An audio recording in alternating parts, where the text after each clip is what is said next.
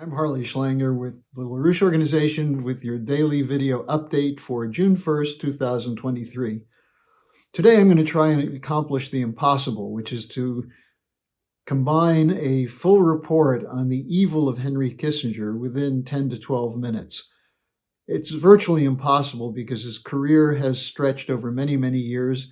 He just turned 100 and he's been the subject of veneration in the media, the pro-Atlanticist, transatlantic media, promoting him as a genius and a transcendent figure. But in fact, what Kissinger and his legacy foreshadow is the policies today of Biden, Blinken, Sunak, Stoltenberg, and others defending NATO in a permanent war against Russia. This is the tradition of Henry Kissinger's American foreign policy. Despite the massive evidence of war crimes that he personally was engaged in when he was in charge of U.S. foreign policy from 1969 to 1977, and his continued role in promoting genocidal policy as an advisor and leading figure for the last 40 years since he's left office. There are estimates that as many as 3 million people died, civilians, as a result of his wars, his bombing, his manipulation, his coups, and so on. This is his bloody legacy. And in an article posted in The Intercept on May 25th, called Henry Kissinger's Bloody Legacy, the question is raised repeatedly, why was he not brought to the International Criminal Court for trial for his murderous legacy? Well, now he's hailed as a representative of realism. He just made a shift from opposition to NATO expansion into favoring bringing Ukraine into NATO.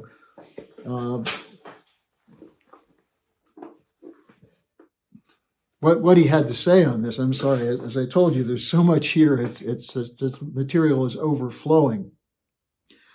But at the World Economic Forum on January 17th, 2023, after opposing for a while Ukrainian membership in NATO, he said he feared that if we gave them NATO status, it would create exactly the process we're in now. And he said that in order to sustain a paradigm of Western dominance, the U.S. must remain the hegemon, and this includes bringing Ukraine into NATO. And this is being cited by many as an example of his realistic assessment of policy. Now, let's turn to some other examples of this. The most important example is his fight over the years against Lyndon LaRouche.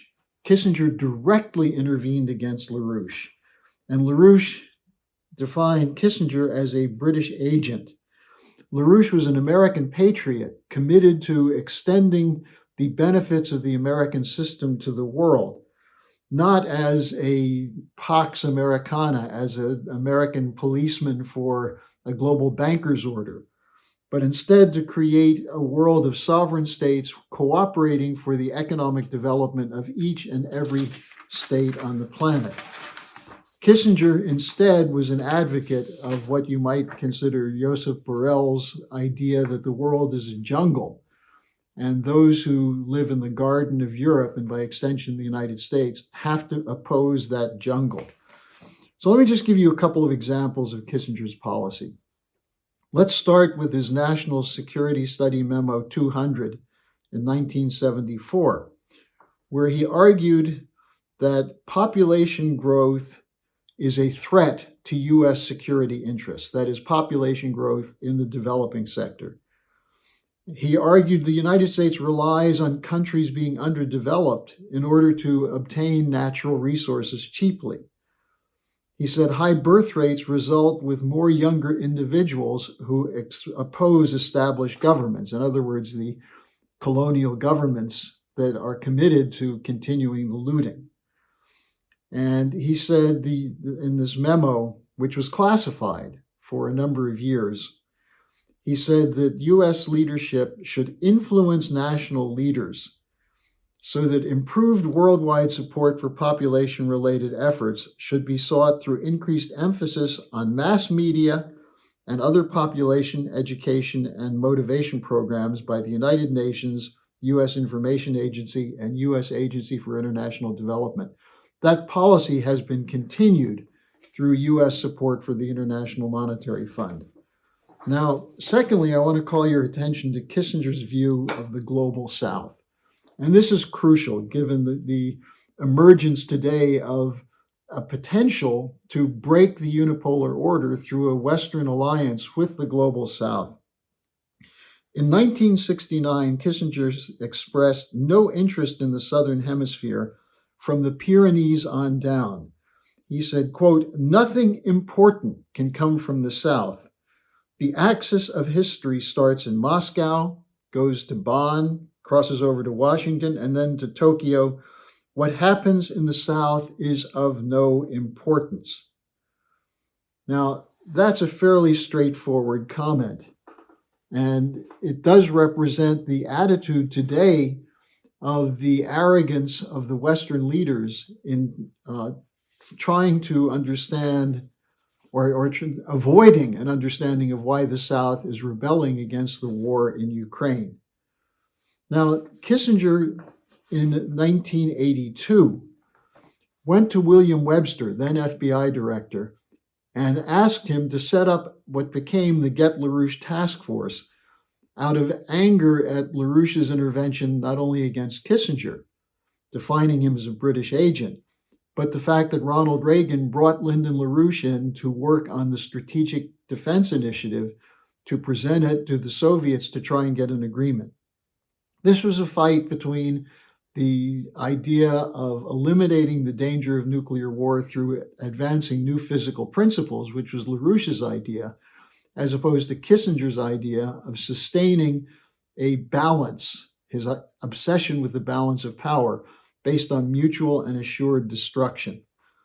Now, on LaRouche's charge that Kissinger was a British agent, I just want to call your attention to a speech delivered in 1982 on May 11th at Chatham House, the Center of British Intelligence, where Kissinger praised the special relationship. He said, "Britain and America have never ceased to play important roles in each other's history." Well, for a long time, that was America fighting against British colonialism. Kissinger correctly, in a sense, understands the nature of the British system.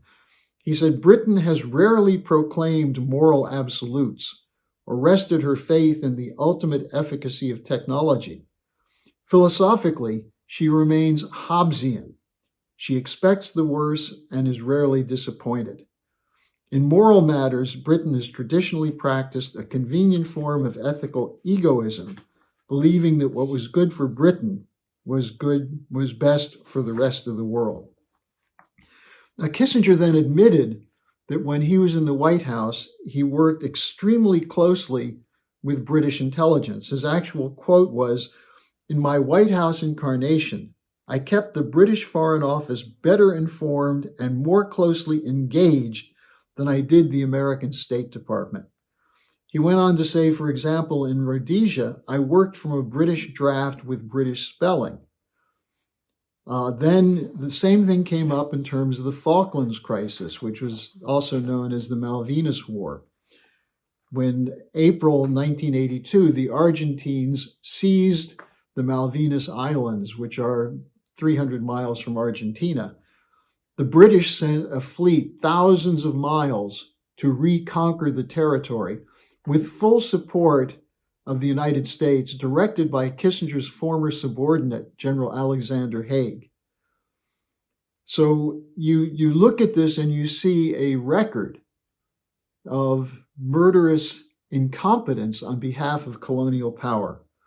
Now, Kissinger is most known today for his opening to China, but this was another example of the balance of power idea.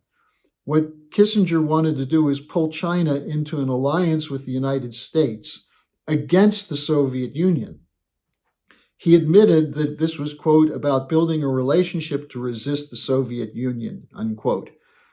In his interview with The Economist done a week ago, The Economist being the leading mouthpiece of British intelligence. He said that we're now on the path to a great power confrontation with China.